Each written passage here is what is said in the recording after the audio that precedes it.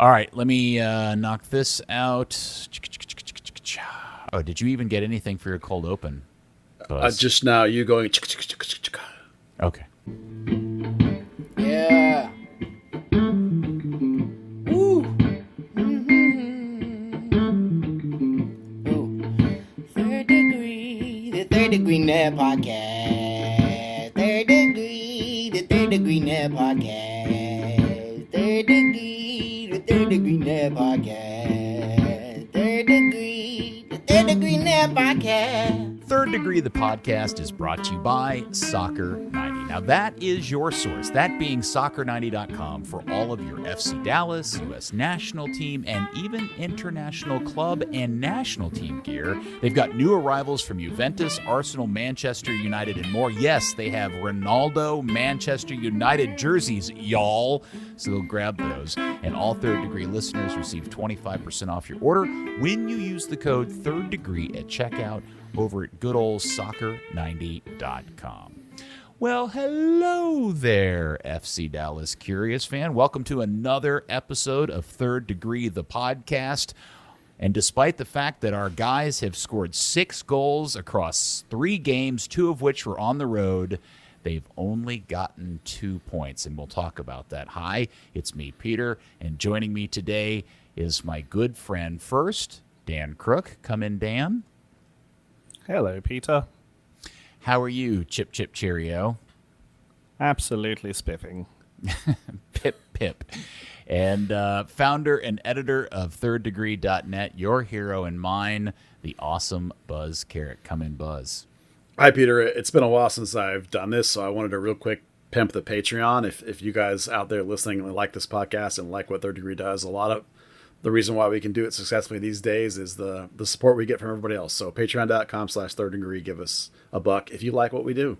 So if I give you $1 a month, what do I get from that, Buzz? Well, you get access to the daily, well, not quite daily. I shouldn't call them that. The Third Degree burns that I do, which are like little mini pods. They're anywhere from 2 minutes to, at the most, about 8 or 9 minutes long. They're little riffs on topics. And then there's one, at the worst, like every other day, there's one.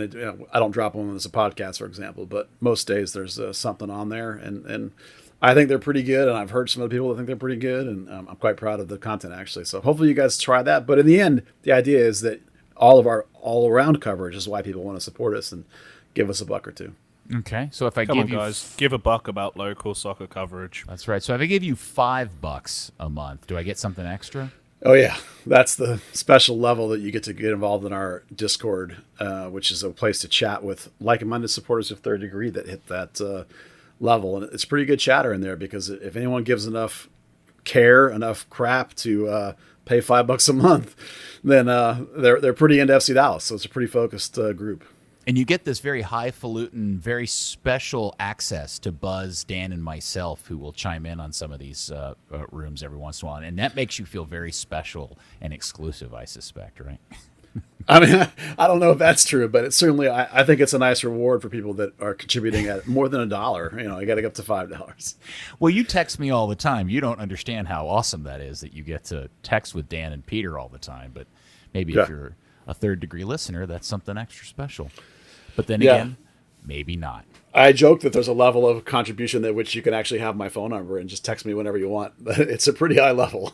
Have you established what that value is? I did, and I may regret it, but I did. Yeah, there's a couple people that actually have hit that level, which is insane to me. But I'm not going to say what it is here. You can go to the Patreon and figure it out for yourself. I'm telling you right now, if that number doesn't start at 4 digits, then you are selling yourself short, sir. So. Yeah. Don't forget the Discord lunch last week for a couple of us. No, yeah. Oh, that's right. Yeah, there was a barbecue thing you guys went to. It was first-hand access, not to Buzz. Buzz was busy. Yeah, Buzz was busy being a superstar on the satellite radio. You killed it, by the way, Buzz. Thanks. Yeah, that was the Jason Davis bit. That was a nice invite from them. And I was planning on going to that little luncheon, and I'm sure we'll do one again. But it was a nice chance to get on national radio, so Sirius XM. So that's cool. Yeah, it's only taken 20-plus years for Buzz to get recognized from the national soccer glitterati that maybe they should talk to him about things about this club instead of just making up stuff. So okay, teaser, I'm doing Scuffed tomorrow. Wow, are you? That's a good one. Yeah. Cool. All right. I'm recording tomorrow. I don't know when it'll drop. But okay. Fun story. There was a whole topic in that lunch that Scuffed only ever mentions Third Degree and no other podcast. Oh, wow. Well, that means and proves they have outstanding taste. Yeah, At least that's what I take out of that. sure. All right, I know it sounds like we're avoiding the topic at hand, but it is time to talk about Football Club Dallas. It's nice weather we're having today, isn't it, guys? It is very nice weather. The humidity's kind of dropped off, and you can get the sense that fall is nigh upon us. All right, here we go. So, since we last talked, the guys that we love and love to watch have had 2 games, and let me just say something. And I think this is, and we're going to start with the San Jose game, which ended up in a 1-1 draw.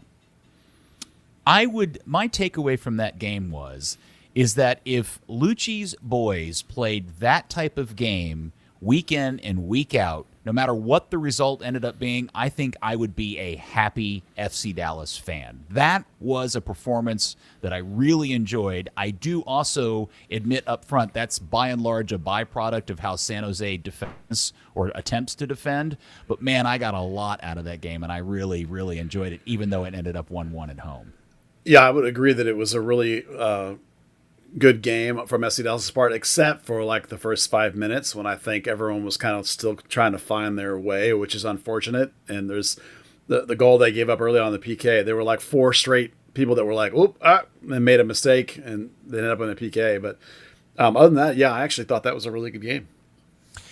And I think the real shocker out of this, and again, I think some of that showed up in the game earlier, just a couple days ago against New York, was the performance of Emma Tuamase at left back. What a revelation that cat has been this season.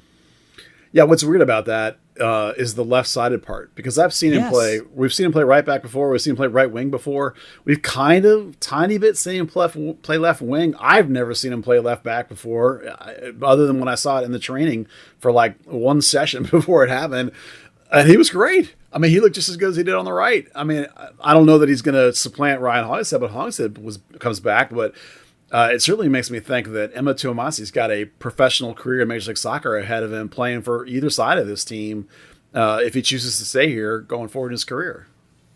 So that's that 10 minutes against the reserve team in a friendly a couple of years ago. You know, it's done him the business.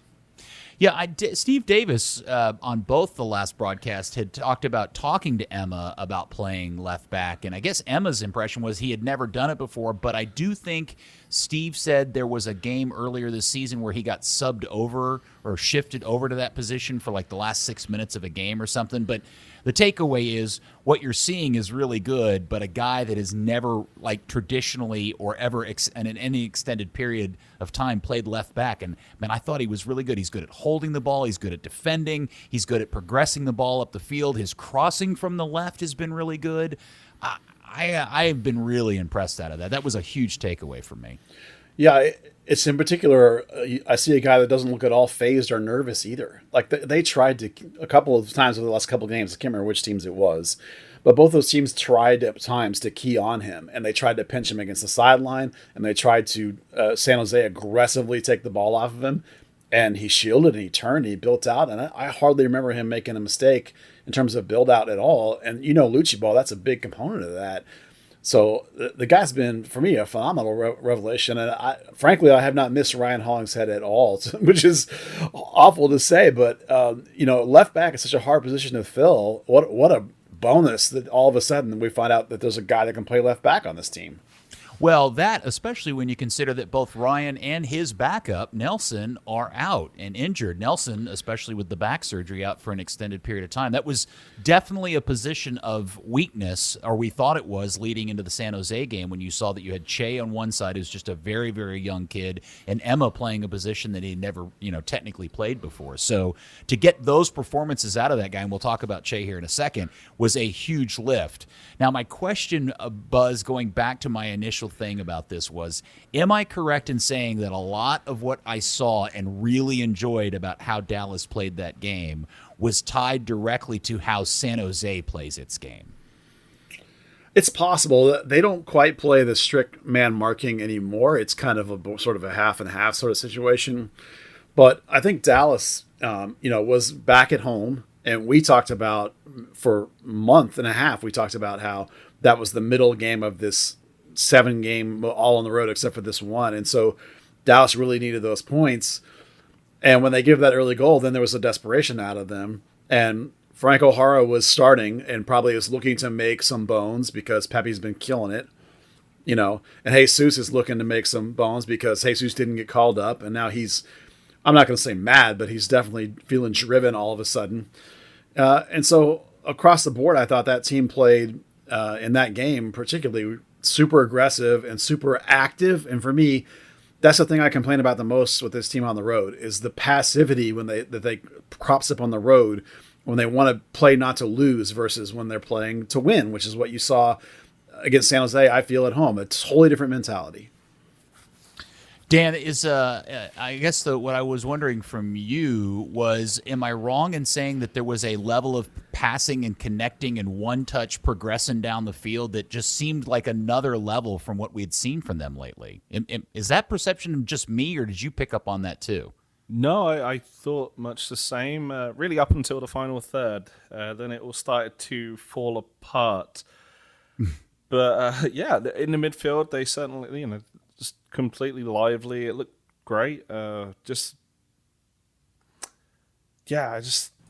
don't know what it was. In the final third, everything kind of seemed to fall apart, almost as badly as Jackson you will on the goal line. But yeah, that I don't think I've ever seen that. I'm glad you brought that up because I had forgotten about that. Have we ever seen an attacking player receive or find a cross at the back post of the goal they're trying to score upon, the ball go over the keeper's head, and that player head the ball out of the goal they're trying to? I don't know if I've ever seen that before. All I could think of was he must have thought it was going wide, and he was trying to keep it back in play and send it across. He lost sort of track of where he was on the field. That was the strangest game in terms of because they got some wide open chances in the box. There was some horrible man marking on some set plays, which we're going to come back to later. But that was one of the most crazy plays I've ever seen in soccer, to be fair. Dan, have you seen that before? Not on the line. I've seen a guy miss from a yard out, dead center, but not that. Yeah, that was one of the craziest things I've ever seen, and I'm dying to be in the video review for San Jose when all the players go back and watched that with Jackson Ewell, because man, not only missed the header, he literally kept a ball from going in the net. It was like a total defensive thing. It was crazy. In fact, I do think coming away, I should also be I should be honest about the performance. As good as there were so many things about Dallas, there were San Jose by and large did let Dallas off the hook. Wondolowski doing his Belgium quarterfinal flub of a finish that he on an open header that he missed. The Jackson Ewell moment. There were a couple of others as well, and that also leads into an ongoing thing, Buzz, with Philippe at goalkeeper, because if you go back to Salt Lake where they gave up 3 goals, this game where there was so many opportunities for San Jose, the New York game that we'll talk about where they also gave up another 3 goals, the one kind of constant in that is Philippe at goalkeeper.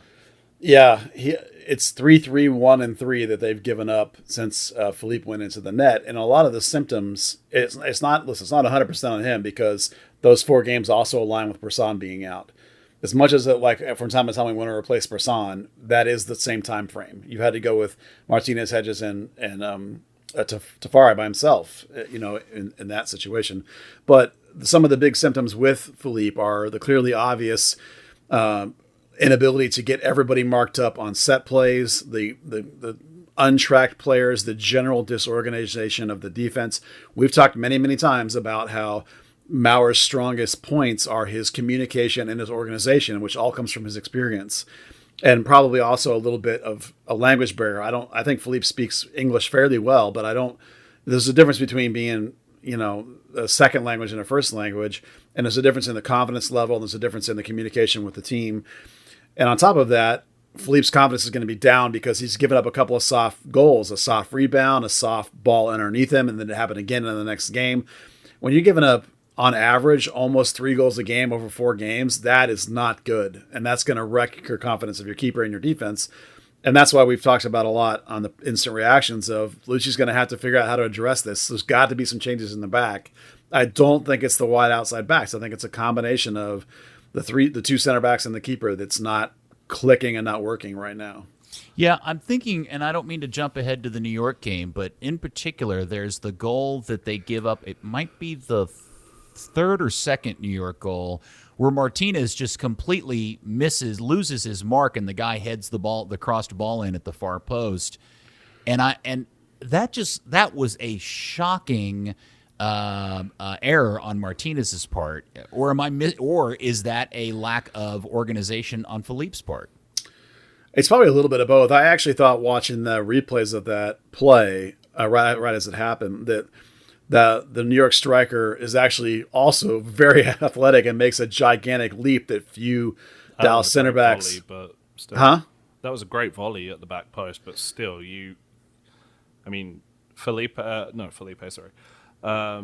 Martinez, yeah, just kind of walks off him. He did with the second too, the one that Felipe pushed wide, and that one. My first thought is, okay, Martinez is trying to attack the ball. He's gone away from the mark. You kind of figured that with the deflection, but he does it again on the third, and that's just a straight tap in at the back post. I mean, that's not, for a guy that's played La Liga, that just seems so off. I mean, you shouldn't need to have Felipe screaming at him, marker back post.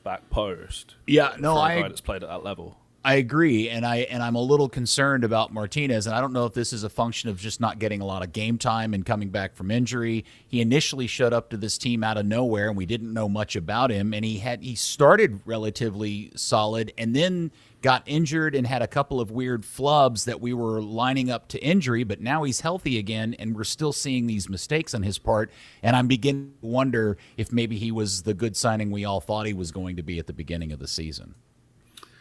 Well, a lot of that is from lack of playing time. If you're not playing, it's very difficult to be in top tier, mentality, form, whatever. There's definitely a lot of playing center back that has to do with your partner and your familiarity and how much you're on the same page with each other. So some of that, I still think the guy's got a lot of ability and a lot of game. It's just it needs to be, he needs to be healthy and playing consistently for it to be happening. I don't think that he's like a top defender in the league sort of level. I don't think that's true, but I think given the ability to play consistently, I think he's for chunks of the season, particularly early in the season, I thought he was better than Bressan. Bressan had the great start to the year where he was really good early on, and then there was that second window where Bressan fell off, and I thought Martinez looked like he was the real deal. And then he got hurt and has been out a whole bunch, so the whole Dallas defense has been incredibly inconsistent, and all the pieces are in and out and moving all the time. And that's one of the reasons why the defense has been very inconsistent on the score sheet as well all year. It's a big Achilles heel this year. But isn't what confuses all of this conversation we're having is the emergence of Nkosi Tafari, who was untested, unproven, had little to no playing time, shows up, and short of kind of having to improve some of his passing, he's been the outstanding center back out of the entire group the entire time, right? Well, he has been the last sort of 8 games that he has been getting. But if you think back to really good defenses that this organization has had, I think that comes when you have 2 center backs who stay healthy and play very consistently. They get 28 out of 34 games together. That kind of familiarity, because so much of defending is position and mentality and mental connection. And granted, you have to be able to play too. You have to be able to use the ball with your feet. You have to be able to run enough and all that stuff. But the togetherness is so huge. You can look back at all the great seasons and you can go, oh, those were the 2 guys. Well, this year it's been a mess. Any one of those guys has only played 10, 12 games, I think. I say it without looking. I don't think any of them have played over 25 by any stretch, because it's just been utter chaos back there. But I do agree, given where this team is, I do agree that Tafari should be the first choice no matter what, because he's now the guy you want to build around for the future. It's like him and somebody else.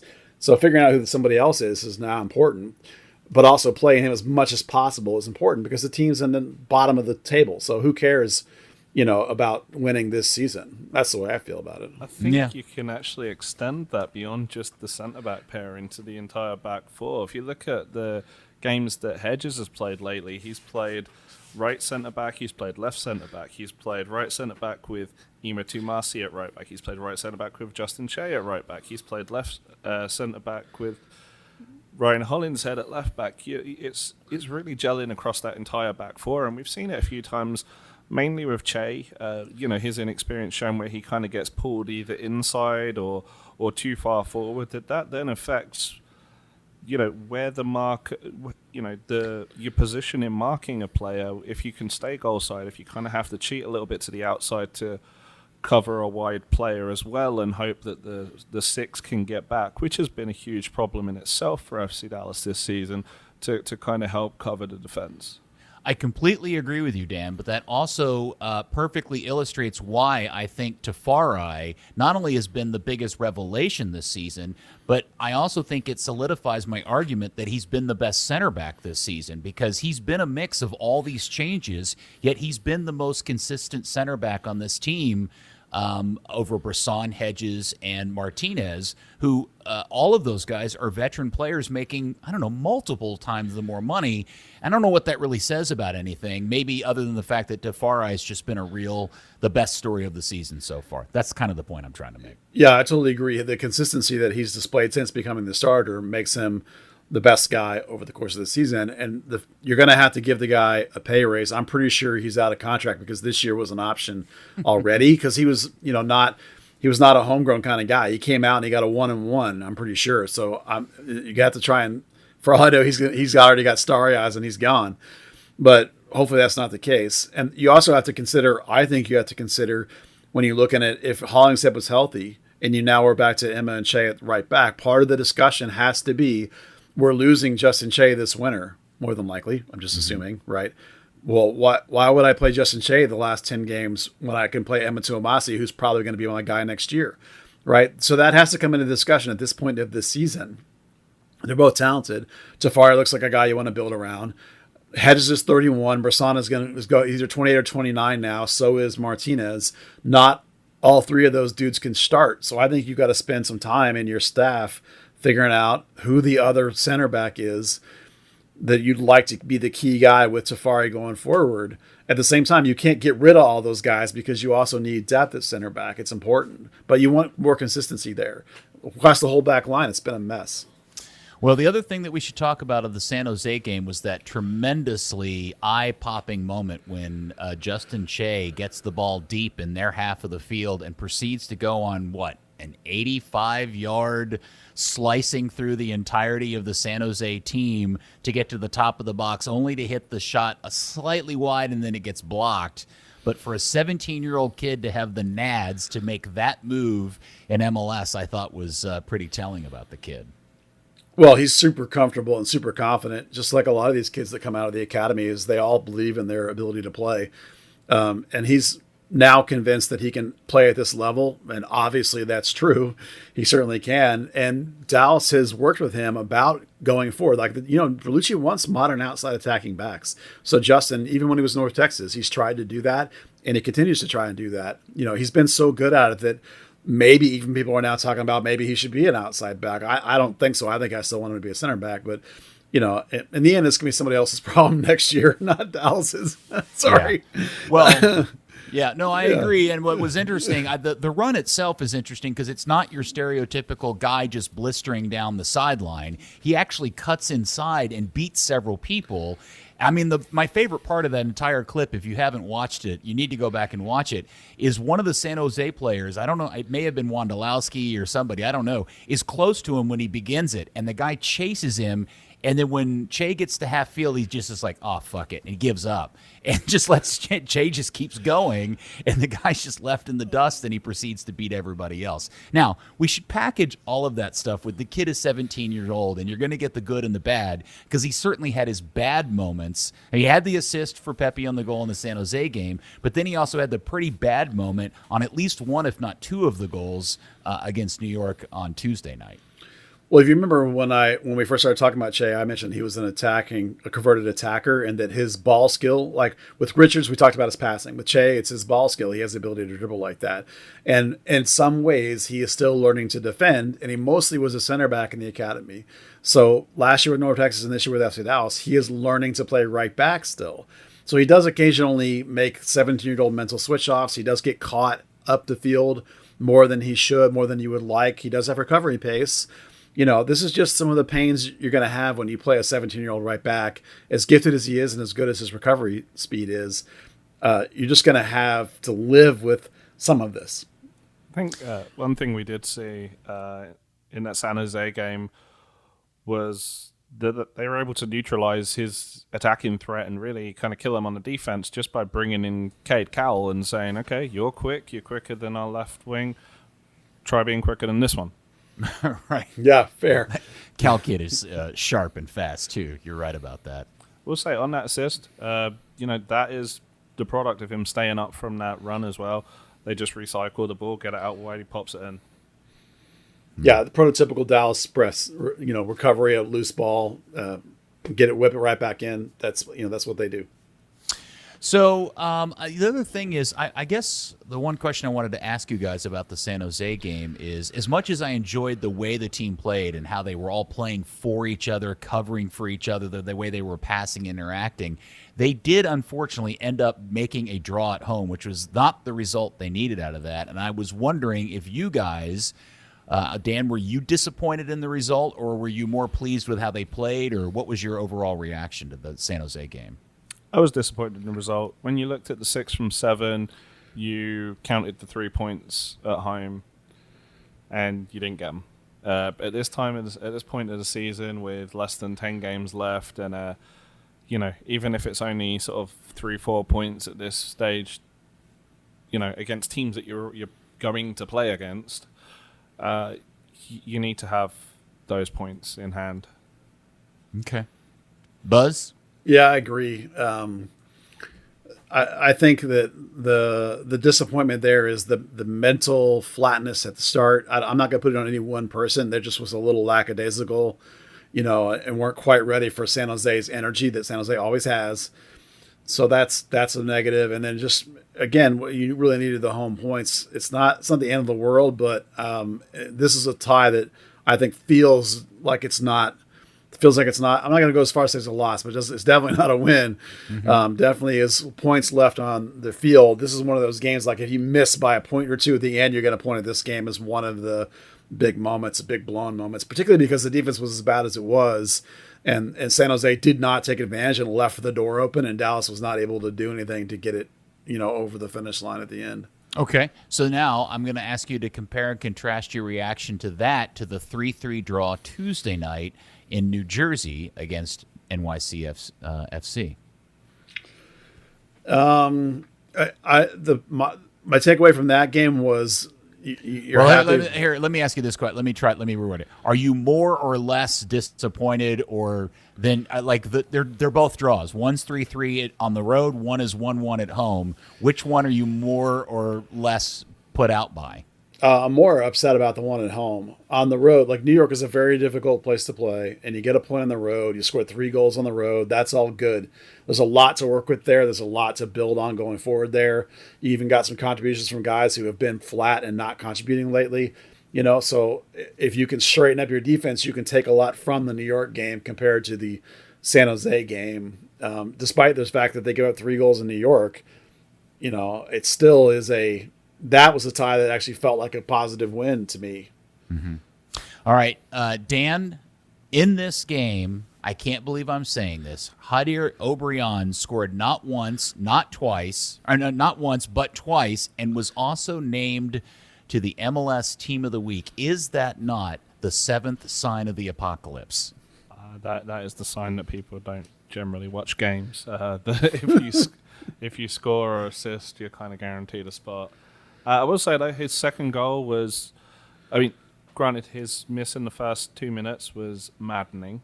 Because yes, he did that I same agree. thing again. Go 1-on-1. You're clear. You're through. Let's slow up. Let the defender catch up, and then shoot from distance. He needs to get out of that habit. First goal, tap in. It just had to hit him. He didn't have to do anything on it. But the second goal, he worked for. He pressed from behind. He stole the ball off of Avesedo, and made the run. Gave Ricarte a really nice, easy pass and a solid finish past Sean Johnson. That was arguably the most impressive passage of play he's had this season. So, Buzz, because I see this a lot. Yeah. People go, but because you initially, when you saw him in the starting lineup, you tweeted something about kicking a trash can and being disappointed he was in the starting lineup. And then, of course, people were giving you, well, this didn't age well, reactions to your tweet. And so my question to you is, what is it about Hot Air's game that is generally considered to be problematic? And why is it we keep making comparisons to him to Roland Lamar from his 2 seasons here in Dallas? Yeah, I was disgusted when I saw him in the lineup. And somebody tweeted extra time with my take or whatever, and I was said, you can tweet it extra time all you want because those guys know why he shouldn't be starting. And they liked my tweet in return, so I thought that was on point. The reason we compare them to Roland Lamar is that there are players in soccer who, for one reason or another, do not play in the team concept. It doesn't matter what the team concept is. They don't play in the concept. So they can have a brace game. They can have great moments. They can have great production. Roland Lamar was like the second leading scorer on this team one time. I still couldn't have gotten rid of the guy faster because he doesn't help the team be better. In this particular case, Shabal Shun, for me, plays more in tune with what the team has really excelled at over the last month. These young kids doing this high press, quick movement, interaction, interplay, taking advantage of Pepi's movement, contributing their own movement. Shun looks to create with his teammates. He has 6 assists in like 11 games or something. That's a ridiculous assist rate, number one. So he's back in my mind. It's unquestionable that he should be starting. And the reason it is because Obrian is the opposite of that. Obrian is a black hole on the field, which is a term that I use when you're talking to a player that when the ball comes into his feet, it's a shot on goal or it's a turnover. And nothing else happens. He's not going to play tiki-taki combo. He's not going to get the ball at his feet, recognize an opportunity, and lay it off. Before the ball comes to him, he's already decided what he's going to do, and he's going to do that thing no matter what. Now, in this game, he got 2 goals out of it. Credit to him. He took advantage of the moment. I've said all along that I think the guy has a value to the roster. Particularly, I like him as a change of pace off the bench where his best attribute becomes even more pronounced and he can really be effective, I think, in that role. Right now, he's the only player on this team that can get behind the defense, and so that can also be effective. It is useful. But I would start Shum 10 times out of 10 over Obrian. To me, he's just like Roland Lamar in the sense that he does not play in the team concept. It's the exact same player, pretty much. It is, and it's maddening because my memories of Roland Lamar were laughing at how awful he was tactically and what problems he created. But I did go back today and look at his stats, and I had totally forgotten. In 2017, he started 29 games. Buzz, he scored 11 goals for this team. Yeah. Okay, whatever. Yeah. There's still 11 goals and 3 assists. And in his second season, he scored 8 goals and 6 assists. Yeah, but a lot of those things come in bunches, and a lot of them can't. He was very hot or cold. And listen, yes. Listen, this is the thing. He can be effective just like Roland Lamar was, just like Obrian was. Those guys, when they're on, they have tools that can work. But in the grand scheme of a 90-minute game, Lamar, this was for sure the case. The other 80 minutes, he made the team worse because he was not in the proper position defensively. And you're talking about a team under Oscar that had to have that rigid low block shape. And Roland Lamar was wandering all over the field, and people kept having to cover up for him. Yeah. Obrian, same thing. Obrian, in the current way the Dallas plays, they list it as a 4-3-3 or a 4-2-3-1 or whatever. It's still this side. Excuse me. it's still this 4-4-1-1 with Jesus playing as this underneath striker. In order to do that, your wings have to take the time to be sitting back in front of your outside backs, helping them when they get doubled up, because the other team will try to exploit that space. Obrian doesn't do that. He kind of just wanders about the field, just like Roland Lamah. So for the other 90 minutes of the game, Obrian is not contributing to the victory. Granted, in this game, he had 2 goals. Great, awesome. You're the man. I'm okay with you being on the roster. I'm taking Schoen 10 times out of 10. Yeah, and just to kind of put a fine point on it, when Roland Lamah left Dallas and went to FC Cincinnati, he had 1 goal and 3 assists. Now, again, that was a terrible expansion team, but probably shows how the quality of Dallas highlighted whatever skill sets Lamah has. And he's not even in MLS now. He's playing with Memphis 901 in USL Championship currently. Yeah, I think Dallas couldn't wait to get rid of the guy. No, I agree. And production aside, that tells you everything you need to know. Now, the reason why I'm bringing this all up is that I'm thinking about the New York City game on Tuesday night, and one of the questions that I had, and I don't know if you guys remember this, but on the 3rd goal for New York City, that is a crossed-in ball from out wide, and you know the person who was having to mark the wide player at that point of the game was? Jesus Ferreira.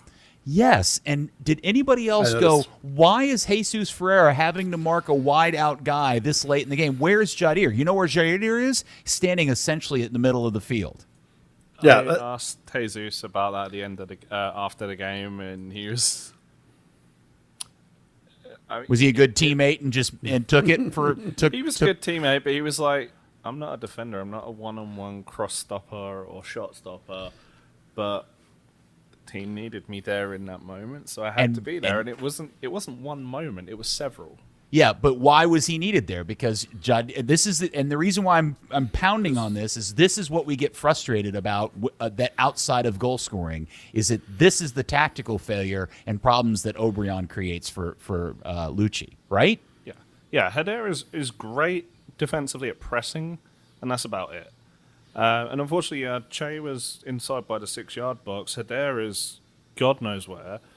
Your midfielders aren't supporting that gap between the fullback position and the centre back position. So you've got your playmaker coming back to play right back. It was just like a perfect storm of nobody's quite doing what they're supposed to be doing in that moment several times. It was frustrating. And I would also say, I can see where you can say he's good at pressing at the attacking end of the field, high pressing. I would say that the problem with it is that it's in no way organized, or it's in no way organized with all of his teammates. He just runs after the ball.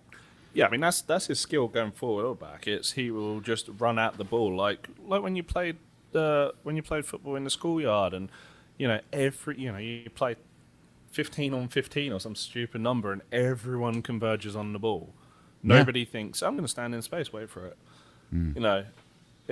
That's how he plays. It's that simple mentality. But at the same time, it looks kind of appealing in comparison to like Freddy Vargas, who's like, whoa, I'm not going behind the halfway line. What the hell's wrong with you? I do want to, since we're trashing him, I will give Obrian one tiny positive additional comment. He seems to have stopped the last couple of games the diving and the looking for the fouls a little bit, and is playing through a couple of these physical smacks. Yeah. And maybe I would contend that may be even why he actually got a goal or two, because he is fighting through some of that stuff. So there's at least some level of, I hope that's coachability, that he took an instruction and fixed that part. I don't think you're going to turn him into a great defender, because you are dead right in that moment. I was like, what the hell is Jesus doing over there? Where's Obrian? It's exactly. And God bless Steve Davis, who's always working very hard to be very fair and equal and even-minded with players in the way that he criticizes and always looks for an opportunity to give compliments when they're due. And to be fair to Obrian, he finally did on one opportunity on a breakaway. Instead of just trying to beat his defender with pure pace, he actually put in a relatively good crossed ball from distance that Steve even commented on. And we're like, where is that? We need to see more of that. So there are interesting aspects of things that I think he does positively. It's just not very consistent. And I think that's where we get frustrated with him as a player. Yeah, 100%. Especially when he shows up as a starter, which takes us. So I think we should probably just focus on what has been really good with this team of late, and that clearly is one or two things. And Buzz, I want to give you credit because you've taken the time to make this statement on social media, which is, and Steve Davis even talked about this on the New York game. In fact, he even described it as how Pepi's just sucking all the air out of the room with the media attention he's getting. And quietly, what's been going on in the background is Jesus Ferreira is putting together a tremendous all-star type season for this club and really beginning to live up to the promise that we've all been told he has. Yeah, I honestly think that he must have feel left out of the national team because I think it's kind of only been like the last – it's been getting better over the course of the whole season. Don't read me wrong there. But particularly, he's lit it up the last 4, 5, 6 games or so. And I think he has the same numbers as Pepi, 4 goals and 2 assists, I think, over the last 4 or 5. He's been my man of the match. I think it's now 3 out of 4 games he's been my man of the match. The dude is on fire. He pretty much single-handedly got all the goals in that RSL game when he just handed one on, going back 2 weeks now to the RSL game, handed one to Hara on a plate, and they did the other, which is one of the goals of the year for this team probably with that dribbling slalom he did. And he's just continued to do it again in the last 2 games. And it's 100% this idea, this underneath striker where he's getting forward into the box. How many times have we had this conversation? Pepi's runs, put the center backs under stress, pulls them out of shape. If he's not being aggressively tracked by the 6, then he's getting free underneath. He's getting opportunities. He's finding players. He's shooting on goal. You know, he could have had 3 or 4 more at any one of these games. He's been playing so well. The dude's playing, for me, some of the best ball of his entire career. And this even includes 2019 when he was good. I think he's even better now. This is the best of his career for me, playing this underneath striker role. He honestly is the reason why right now Pepi's getting all the attention, but Jesus is the one driving the engine, and I think he's playing just phenomenal soccer. All right, so stick with me here for a second because this goes back to the podcast that we did for the kick-around after the national team games, and I made a half joke about the concept of, man, wouldn't it be awesome if Ricardo Pepi got matched up with Jesus Ferreira in a national team game, and because they're playing so well together, they single-handedly saved the United States qualifying effort. And I made a joke about that at the time, but now I really want to talk about this in reality because of the way those 2 guys are playing so well together. And I specifically am talking about in reference to the goal that Jesus scored after the really nice collection of the ball and pass from Pepi to get himself the assist on that. But think about the U.S. playing this exact same formation that Dallas is playing, except where Dallas is having problems with wide players. Now you've got Christian Pulisic on one side and Gio Reyna on the other. Yeah, my only dial back on that, I think it's a great idea. My only dial back on that is that I think quite a bit of the time Berhalter goes with a single pivot, and you end up with Weston and Leggett playing is like a double 8 look. And so there's often not this underneath striker. Like the game against Honduras, Pepi, Pulisic, and Sargent were across the front line, right? And because generally speaking, it's Gio and Pulisic, who both are false wings, they both take turns coming underneath, which is the position that Jesus would be occupying.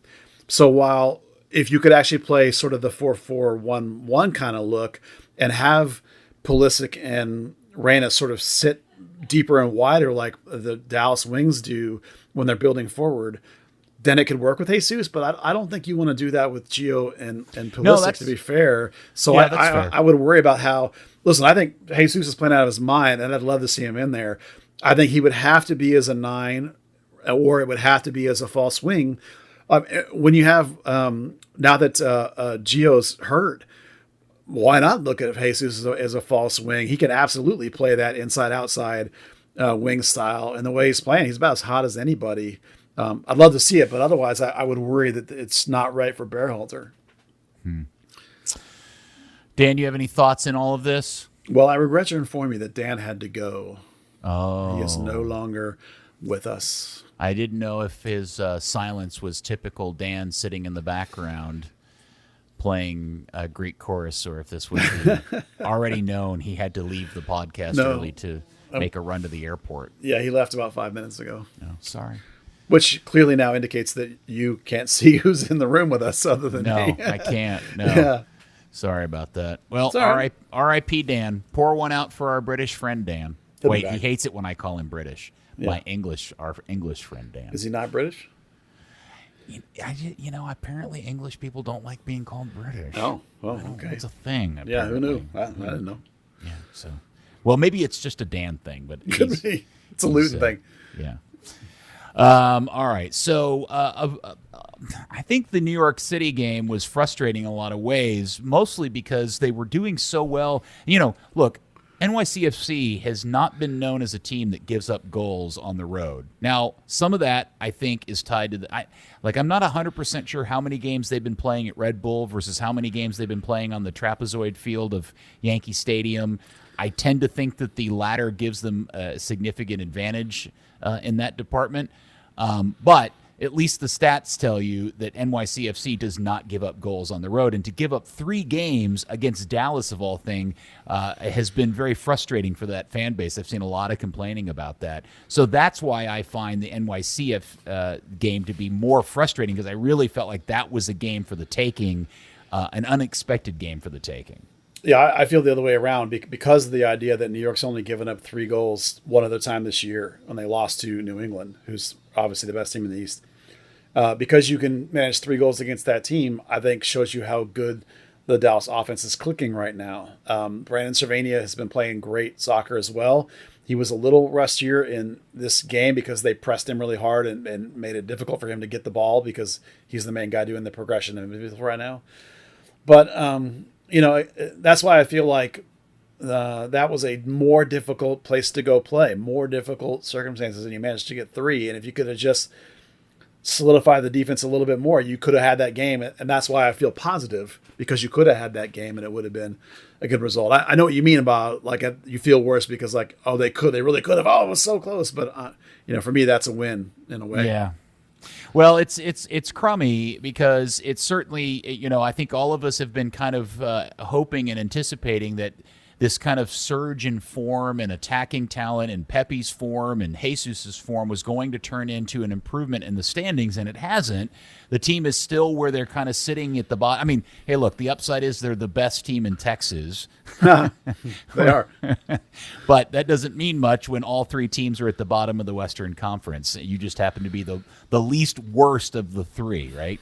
Tallest kindergartner kind of thing. So, and to not get those results, losing in Salt Lake's one thing, not getting the result at home against San Jose, missing the opportunity in NYFC is all kind of a package of, I don't know, there's bits and pieces of this. Excited to see Jesus and Pepi play well, but they're not getting the results they need to be a playoff team. And overall, that's kind of a disappointment as the season's gone along. Yeah, the offense coming together has coincided with the defensive letdown, and even beyond just the last few games, Peter, it's the defense the whole season. Dallas has given up 40 goals this year.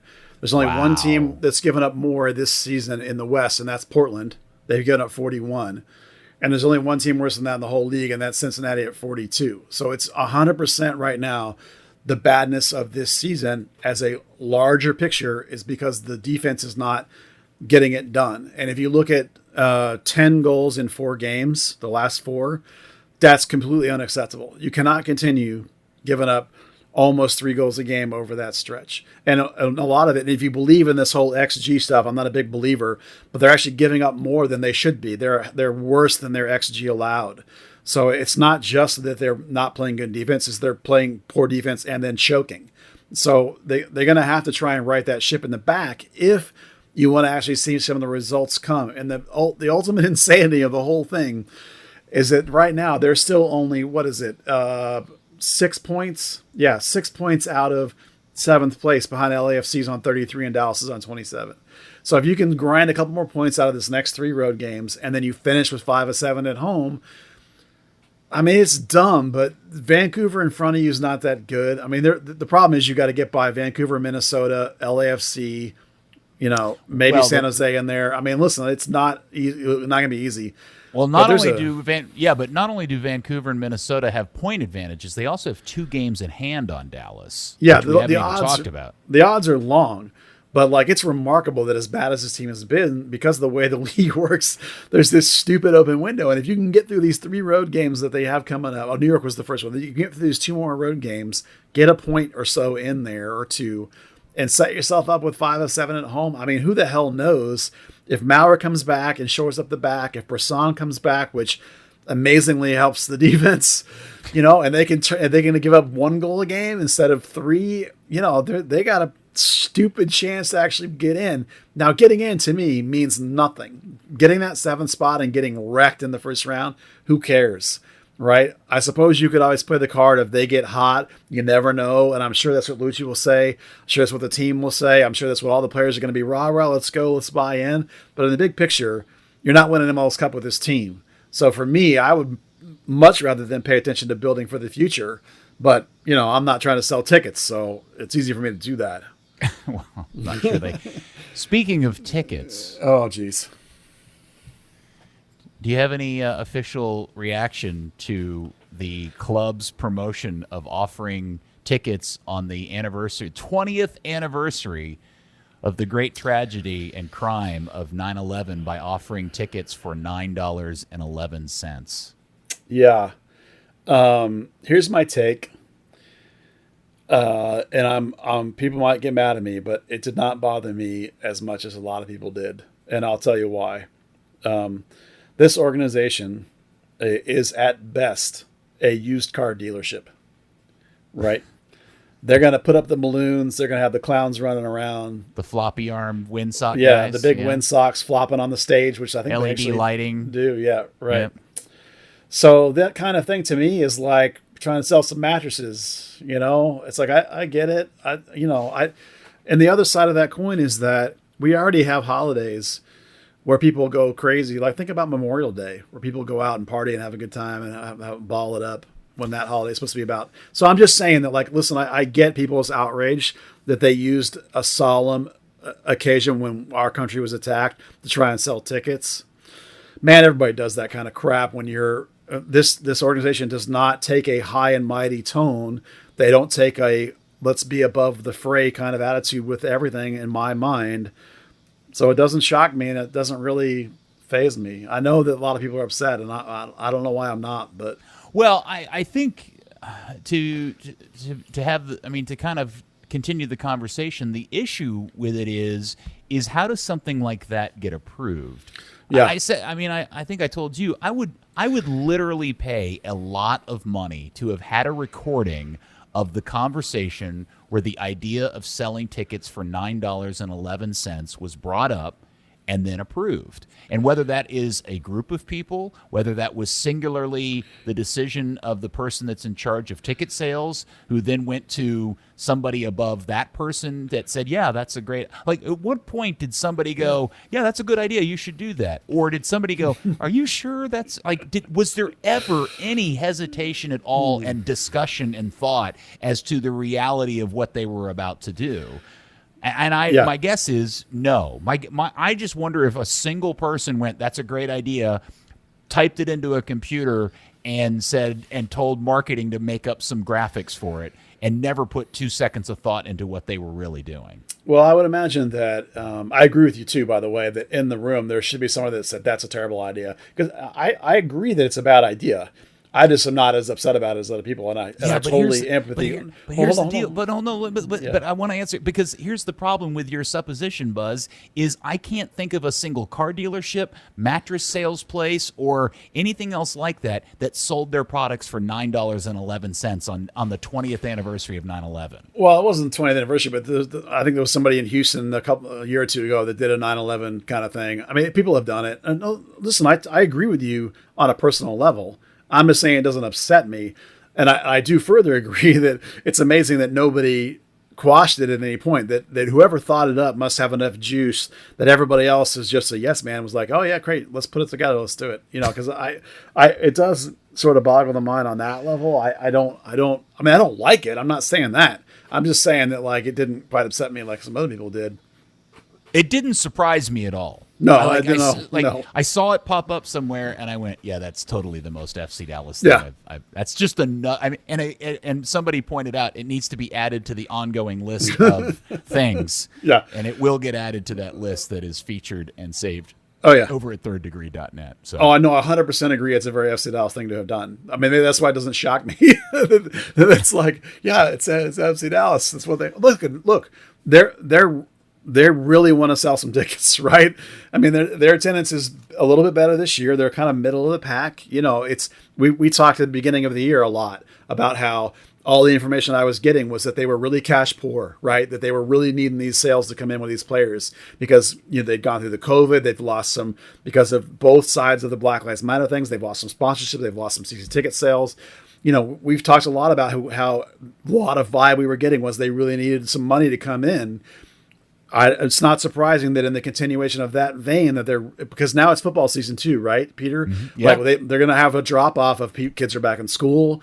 Football games are happening, both the American football, which everyone wants to watch, college and pro, but also kids are going to be back playing. The academies are starting back up. The youth ECNL is starting back up.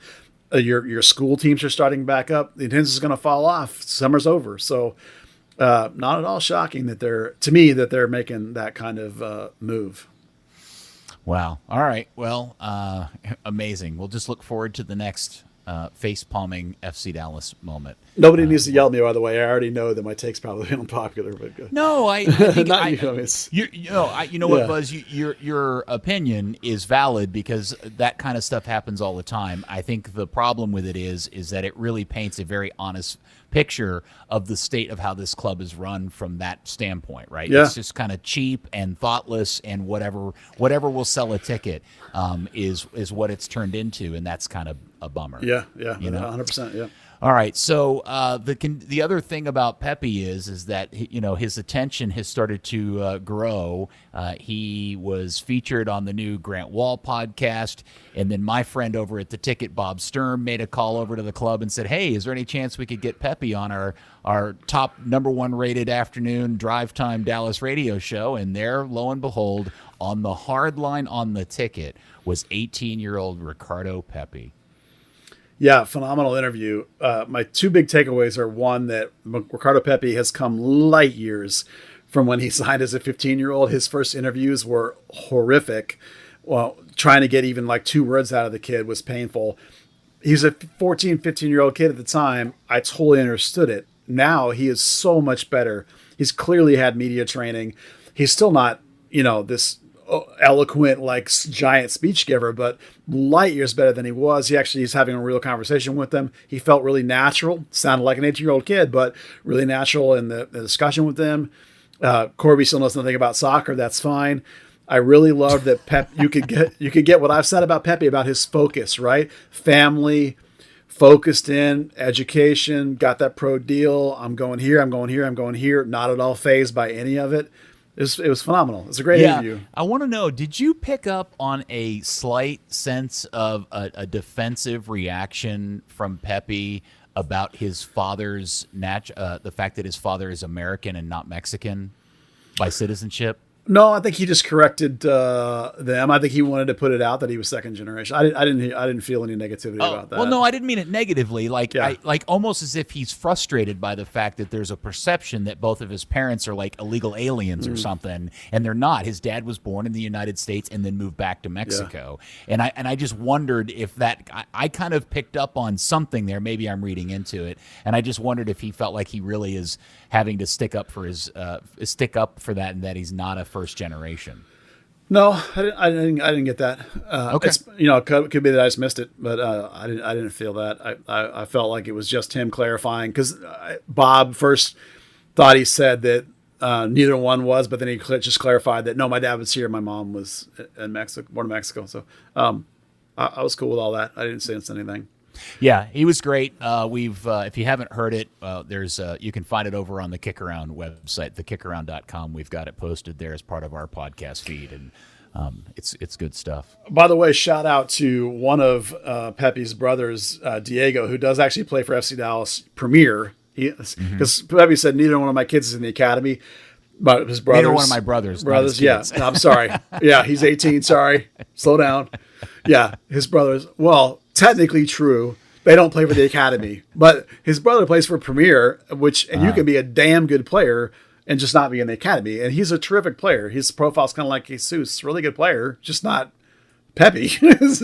So shout out to his younger brother. So. All right.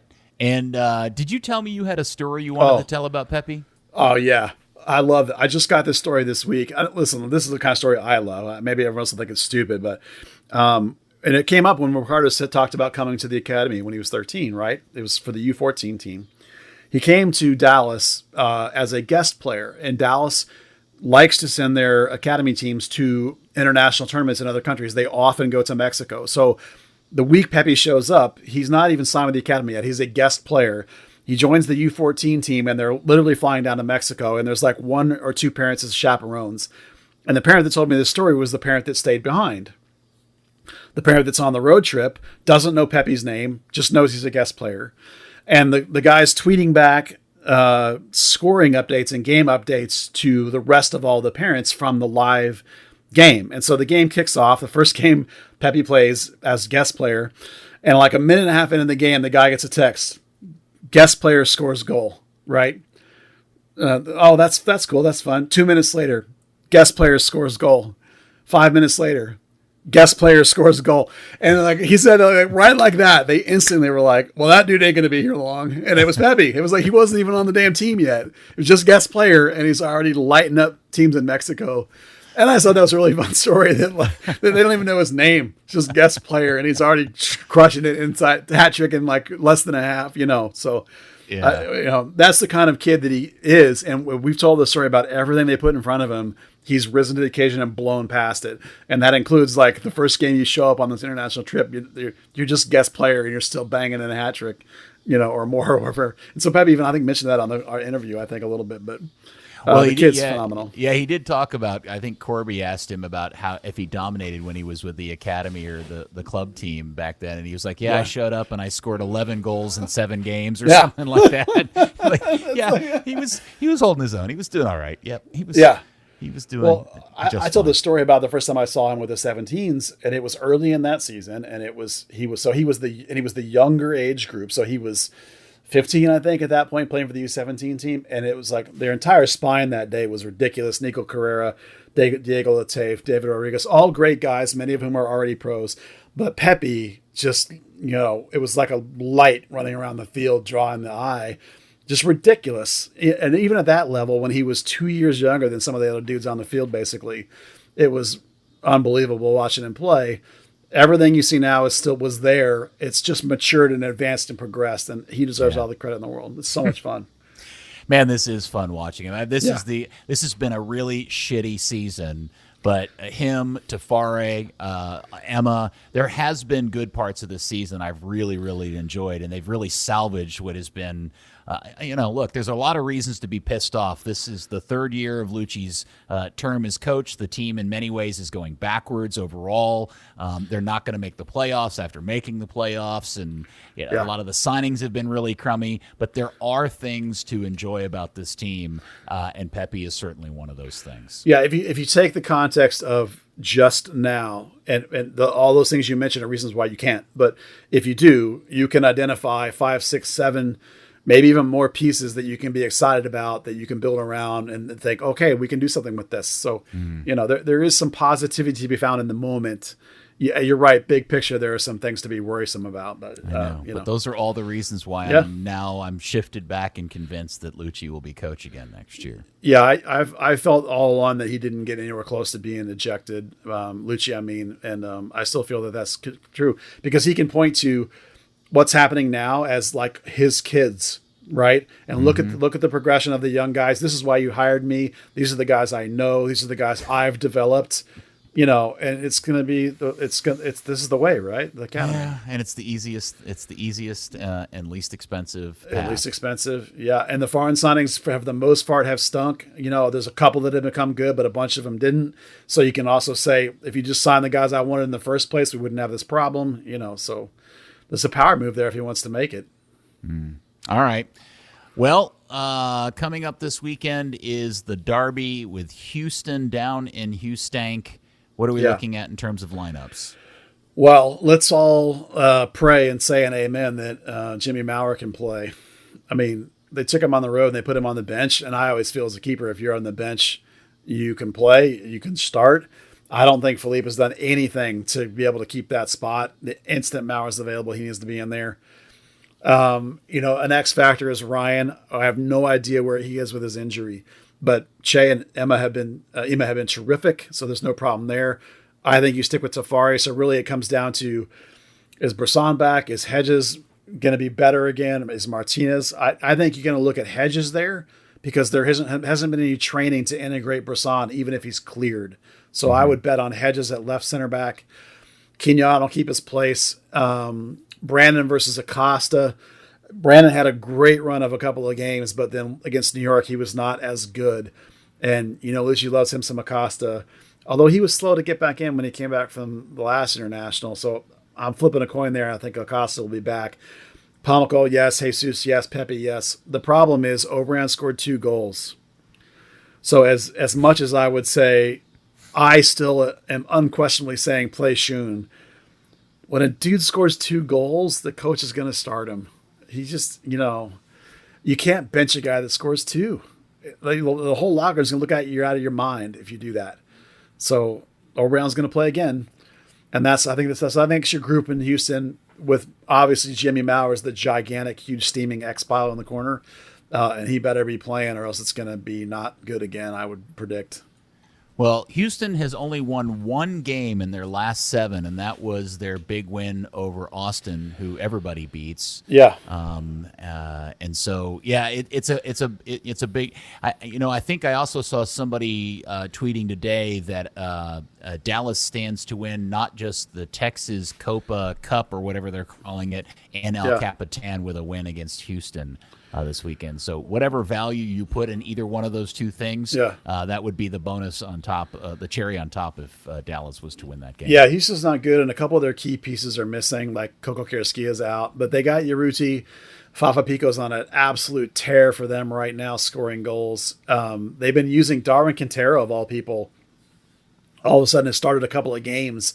That guy can be a tough matchup. It'll be interesting to see how, if that guy's still in there, that if Quignon can handle him, because he is elusive to keep up with sometimes, even though he can't really go a whole 90 anymore. Houston is all of a sudden, they beat Austin and then they went out to LA and they tied in LA. So they're a team that's feeling better about themselves. So if you go into Houston thinking you're going to win, you're going to get turned over. Yeah. They're feeling really good right this minute. Houston is. Yeah, let me just also point out, if you're an FC Dallas fan feeling down and put out by attendance issues in Dallas, flip on a game in Houston. By the way, did you see the game against Austin? Like Austin, of course, they travel a jillion people. Yeah. There was, I am 99% sure there was 3 times as many Austin fans in that stadium than there were Houston fans. Well, they were a lot louder. It was insane. Yeah. There were so few Houston people, it appeared, from what I could see in the photos and the video. It was really embarrassing, if I'm MLS headquarters in New York, I'm assuming there's something being done about Texas in general between these 3 teams to kind of figure out what's due, because you've got the worst team in the league with a cajillion people selling out every game, and then you got these other 2 teams that are slightly better and can barely fill up their stadium halfway. Well, they got a brand new owner who's come in and he's given like the verbal for Tab Ramos, who I think is a good coach. I would not jettison Tab if I'm them. And he's talking a lot about increased roster spend, and they went and signed. They didn't have any DPs, and like since he bought the team, they signed 2 DPs, and they're talking about doing this and that, And I guarantee you that guy is when you have a brand new owner who's sitting there kind of in I'm going to watch it unfold the back half of this season, and then we're going to change some stuff. So I'm sure everyone down there has got a target on their back now, in the sense of like this dude's coming in and talking about spending a bunch of money. He spent a bunch of money to buy both the Dash and the Dynamo. So I imagine he's going to want to shake things up big time. Houston's dug themselves a huge hole in that market with lack of relevance, just like Dallas has done here, which is a shame because Dynamo squandered the relevance they had because they won a couple of titles right after they got there. So they had, a decent fan base and a decent impact on the market, and they've blown it. They had an owner who didn't care and they didn't invest, and so now they have hardly anything there. Those Austin dudes are traveling, a whole bunch of people. And somebody in Houston cares because one of their dudes got assaulted. The Austin dudes got assaulted leaving the game. I don't know anything about it other than that, but somebody down there cares. So it'll be interesting to see what happens in Houston. Because if they got a big owner coming in and spending a bunch of money, Austin's got a bunch of crazy cool stuff happening. It seems like they're going to spend some money. Dallas better wake up, man. If you go just academy, I don't know if that's going to hold up with other two teams in Texas spending a bunch of money. It'll be interesting to revisit this in a couple of seasons, Peter, and see where we are with these three organizations, because it might look very different. Austin can fall off if they don't start winning. Maybe Houston with big investment might come back up. Dallas, who the hell knows what's going to happen here? Yeah. So with this ownership, a lot of academy guys, I can tell you that.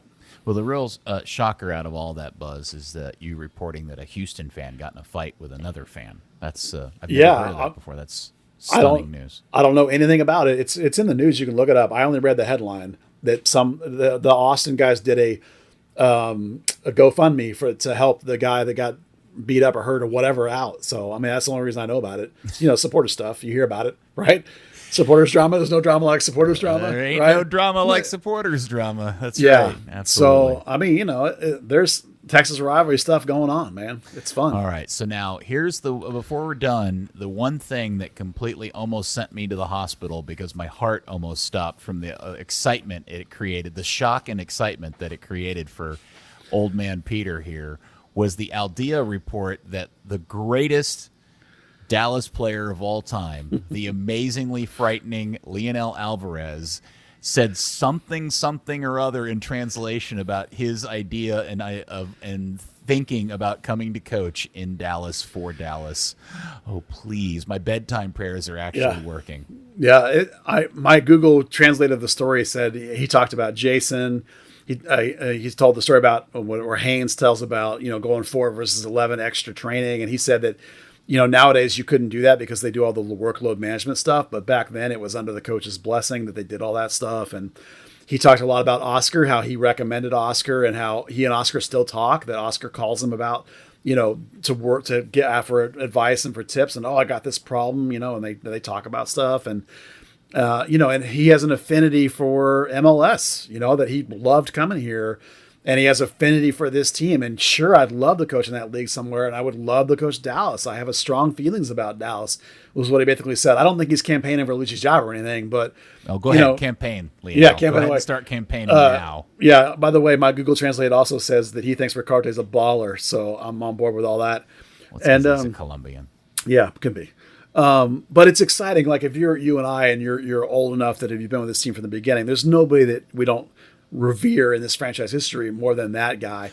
He has had a lot of success as a coach. Not like superstar success, but fair success. Dallas likes to hire family dudes, so he's on the list of if you needed a coach someday, who on a short list would you put in there? Absolutely, that's one of the guys we've talked about.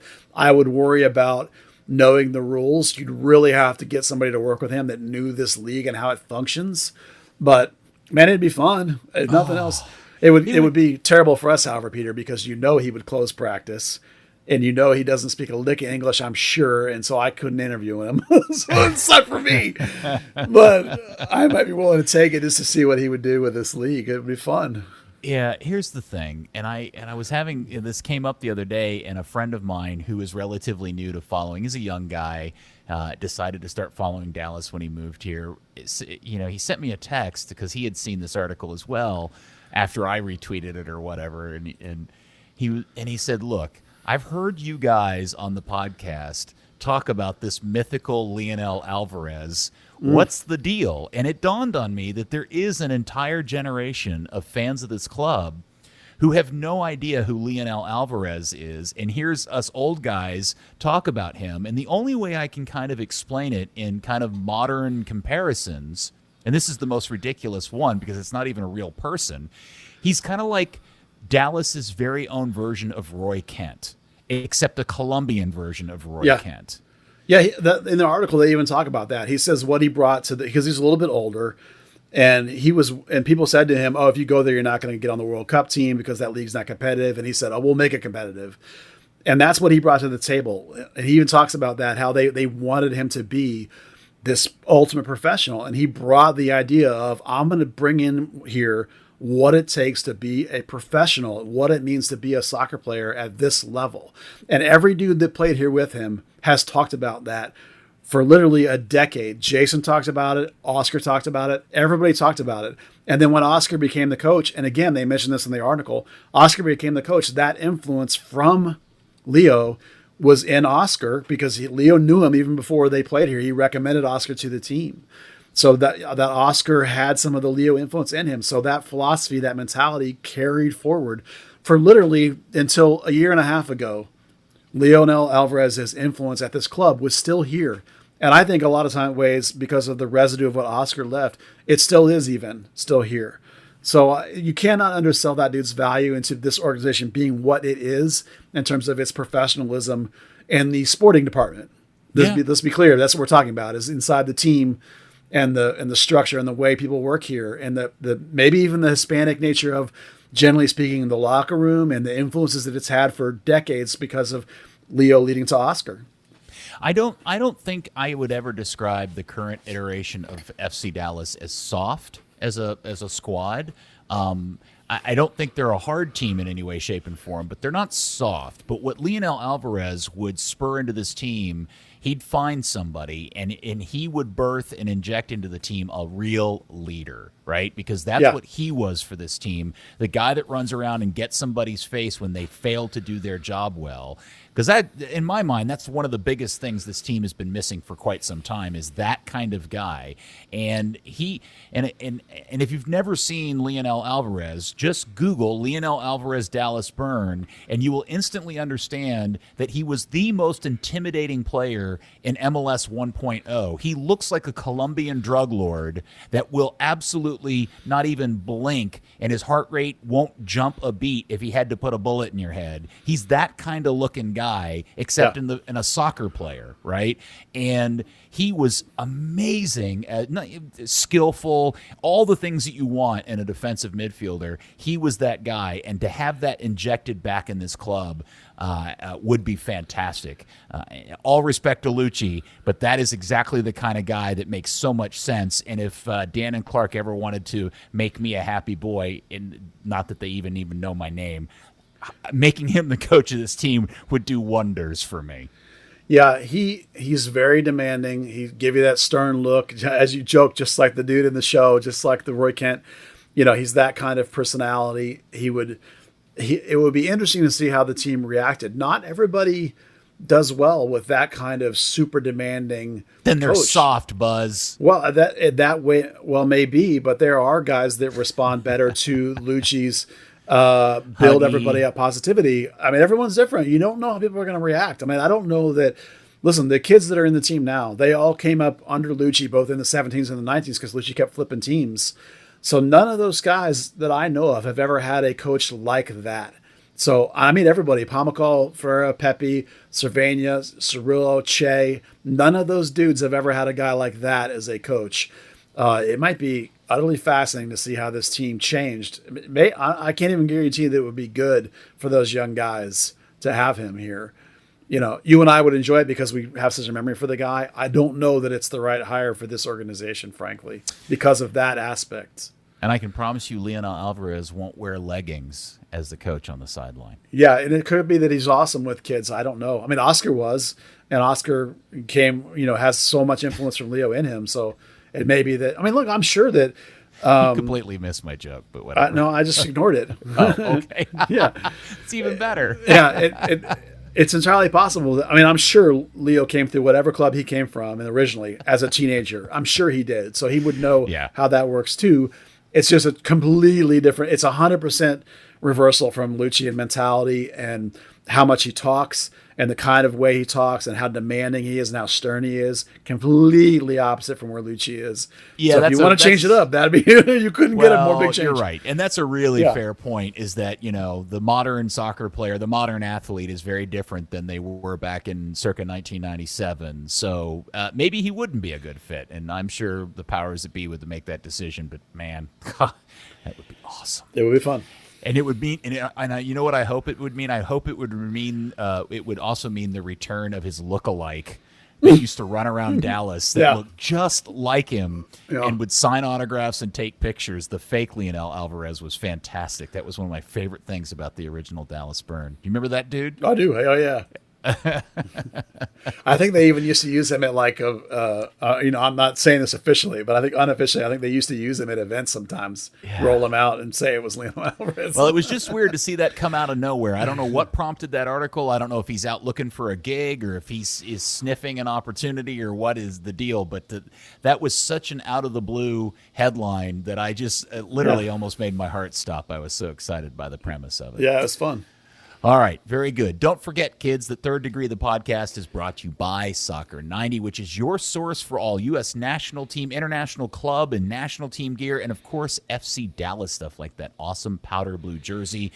New arrivals have come in from Arsenal, Juventus, and, yes, even Ronaldo Manchester United jerseys for all of you that would want such a thing. And because you're a Third Degree listener, you're going to get 25%, an entire quarter of the pie off your order when you use the code Third Degree at checkout at soccer90.com. Well, it's too bad that Dan Crooke passed away in the middle of the podcast.